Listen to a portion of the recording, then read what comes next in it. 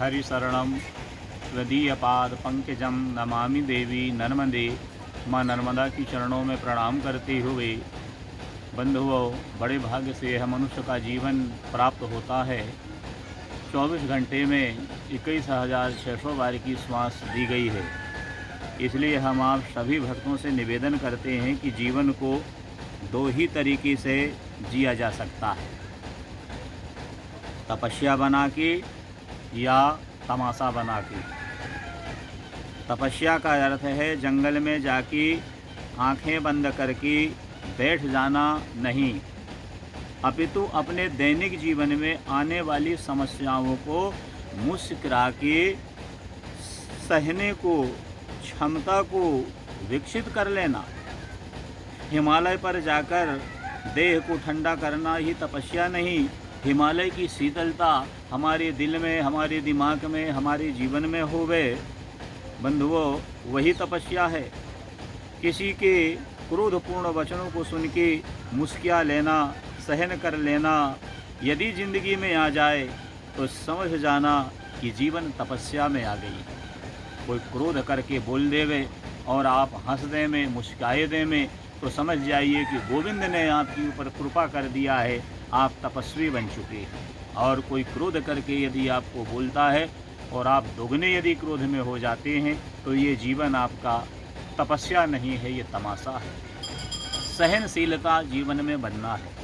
छोटी छोटी बातों पर जो क्रोध करता है निश्चित ही उसका जीवन एक तमाशा सा बन जाता है। इसलिए क्रोधौ जितौ शुचौ नित्यम, क्रोध को जीतिए, पवित्र रहिए, गोविंद का गुणगान करिए, मीठी वाणी बोलिए। हम कितने ही उलझे रहें लेकिन कभी कठोर ना बोलें, प्रेम से बोलें, मीठा बोलें, क्योंकि बोलने के पहले जो कुछ भी आपको बोलना है तो आप बोलने के पूर्व थोड़ा समझ लीजिए। यदि आपने ज़िंदगी में प्रेम पूर्वक जलेबी खाया है तो आपको बोलना आ जाएगा, क्योंकि जलेबी कितनी उलझी है, टेढ़ी मेढ़ी है, कितनी उलझी हुई जलेबी का जीवन है, लेकिन जलेबी के अंदर मिठास है। इसी प्रकार से हमारा जीवन जितना उलझा हुआ हो, परेशान हो, व्यस्त हो, फिर भी हम सदैव मीठा बोलें, और मीठे बोलने से सब कृपा हो जाती है। इसलिए छोटी छोटी बात में कभी क्रोध ना करें, जीवन को तमाशा ना बनाएं, और दिमाग को ठंडा रखना ही जीवन की तपस्या है। जिसका दिमाग ठंडा है वही जीवन तपस्या में है, क्योंकि हिमालय ठंडा है, इसलिए हिमालय जाने की ज़रूरत नहीं है।